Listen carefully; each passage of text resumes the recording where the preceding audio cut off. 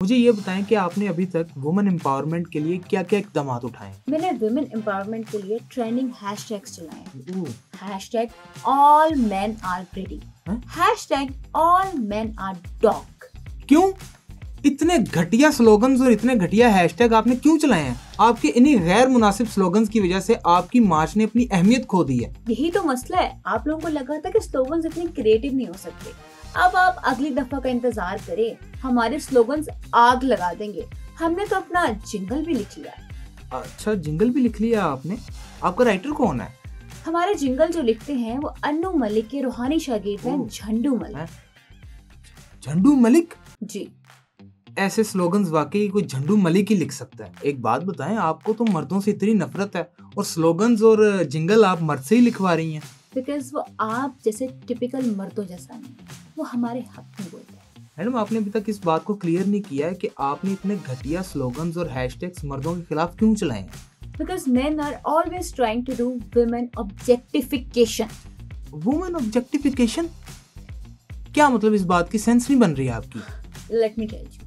मेरी एक फ्रेंड ने अपने बॉयफ्रेंड को मोटा कह दिया and he was fat. There is nothing wrong calling him fat. Even you are fat. अब आप मेल ऑब्जेक्टिफिकेशन कर रही हैं। अच्छा, आगे बताएं। तो मैं आप बताती हूँ।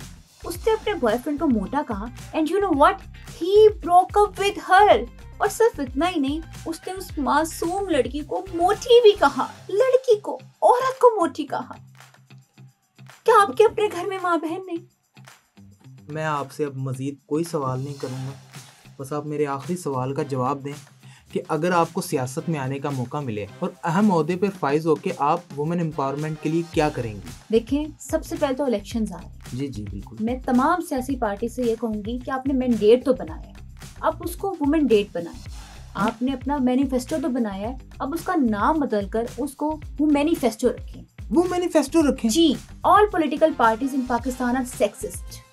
इस तरह तो पूरा पाकिस्तान ही सेक्सिस्ट हो गया। देखें, ऐसा ही है। मैं तो बल्कि कहूंगी कि जो इंग्लिश की डिक्शनरी है वो भी सेक्सिस्ट है। क्या बेहूदगी है ये मैडम, क्या कहना चाहती हैं आप? देखें, why there is humanity not womanity, why there is mankind not womankind। मैं तो बल्कि इसके बाद उन दफातर पर भी केसेस करूंगी और कहूंगी कि मैनेजर का नाम हटा के वो मैनेजर रखें, मैनरिज्म को हटा के वो मैनरिज्म रखें।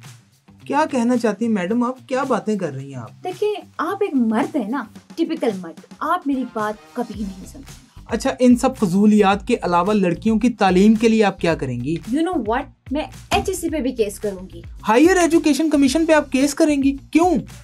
मुझे एक बात का जवाब दें। Why it is Bachelor of Arts, not Maron of Arts? एक और बात, Why it's Masters of Arts, not Mistress of Arts? मैं इन सब के खिलाफ केस करूंगी। आफ्टर ऑल मैं एक फेमिनिस्ट हूँ। मैडम, मैं आपको बहुत बर्दाश्त कर चुका हूँ, आप उठे यहाँ से, निकलें। मेरी बात सुनिए। आप जा सकती हैं यहाँ से, मुझे पता चल गया आप फेक फेमिनिस्ट हैं। मैं आपके खिलाफ भी औरत मार्च में पॉडकास्ट करूंगी। बिल्कुल करिएगा, बिल्कुल मैं आपका जो हाल करूंगी। निकलें यहाँ से। कहाँ से आ जाते तुम जैसे मर्द, तुम्हें मैं बताऊंगी।